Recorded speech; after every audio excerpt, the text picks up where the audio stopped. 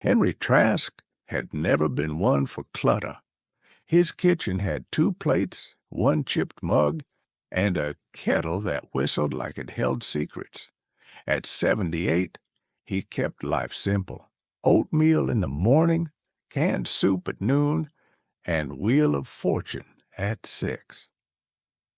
So, when a bright pink envelope arrived in the mailbox one cloudy Tuesday, Henry assumed it was misdelivered. He never got mail anymore, just coupons and bills for services he didn't use, but the envelope had his name, full name, written in bubble letters. Inside, crayon drawings of a cat, a teacup, and a man with large ears, labeled Grandpa Henry, and a note. Dear Grandpa Henry, Mommy said you might be lonely. I hope you're not. I love tea. Do you like tea? I can be your granddaughter if you want. Love, Emma, age 9 3/4. Henry chuckled. 9 3/4? What's she, a wizard? He tossed the letter under the table, but didn't throw it away. The next day, he wrote back. Dear Emma, I'm afraid you may have the wrong Henry Trask. I don't have a granddaughter, but I do drink tea, Earl Grey, mostly. Thank you for your letter. It was the nicest surprise I've had in years. Sincerely, not Grandpa. Henry. He slid it into the mailbox expecting nothing. But 3 days later, that's okay. You can borrow me. I'll be your pretend granddaughter. We can drink tea on Tuesdays.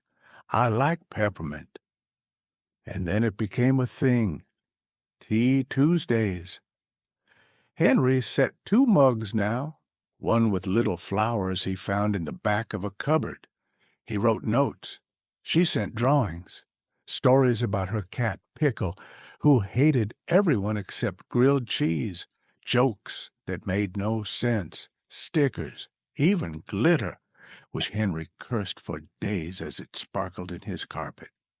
He started changing. He whistled while watering his plants. He baked cookies for the first time in 30 years. He even went outside to feed the birds with real seeds, not just breadcrumbs. The neighbors started noticing. Henry's got a bounce in his step, said Mrs. Patel from 1A. Must be the weather.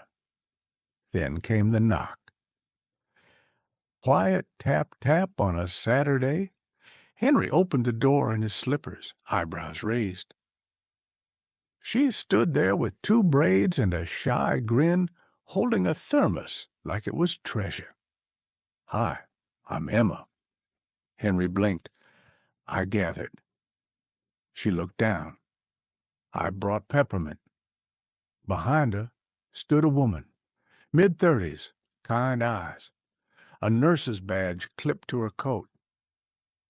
I'm Nora, she said.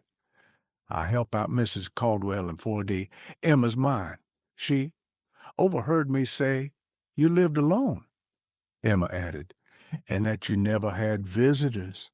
So I thought maybe you wanted a pretend granddaughter. Henry stared. He wanted to feel annoyed, embarrassed. He wanted to say he didn't need company, but his throat caught. Emma held out the thermos. You don't have to let me in. We can drink it on the steps. Henry nodded, cleared his throat, and stepped aside. The living room looked suddenly too dusty, too old. He wiped off the side table with his sleeve and pulled out the fancy napkins he hadn't used since his retirement party in '92. They sat on mismatched chairs, peppermint steam curling between them. Emma chattered about 3rd grade, her cat's mysterious vendetta against socks, and how her favorite planet used to be Saturn, but now it was Neptune, because it's dark and swirly."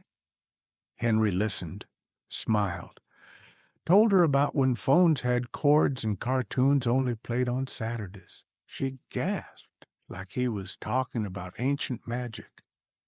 "I'm glad you didn't get mad," she said, nibbling a cookie. "Well," he replied, "you did trick an old man into writing to a stranger. I ought to report you to the post office." She giggled. "Would you really?" Henry leaned back. "Only if they have a category for kindest impersonation of a granddaughter." Nora watched quietly from the armrest. Her eyes glistened.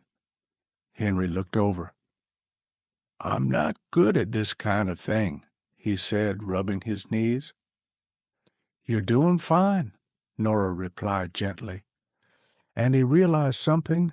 The house didn't feel quite so quiet anymore. Tuesday afternoons became sacred. Neighbors saw them sitting on the front step sharing cookies and tea. Emma started bringing board games, puzzles, and once a painted rock with "Best Grandpa" written in glitter glue. One morning, Henry shuffled to the mailbox to find a folded paper with childlike handwriting. "Grandpa Henry, if you ever get sad again, I made you a coupon for hugs. You can use it any time. Love, Emma." He kept it in his wallet right next to his driver's license. Emma sometimes came with scraped knees or lopsided braids. Once she cried over a math test, and Henry showed her how to break down long division like a magician, revealing a trick. Another time, she brought a sad drawing of Pickle curled in a blanket. "She's sick," Emma whispered. "I think she knows I'll be sad." Henry bent down, gently touched her shoulder.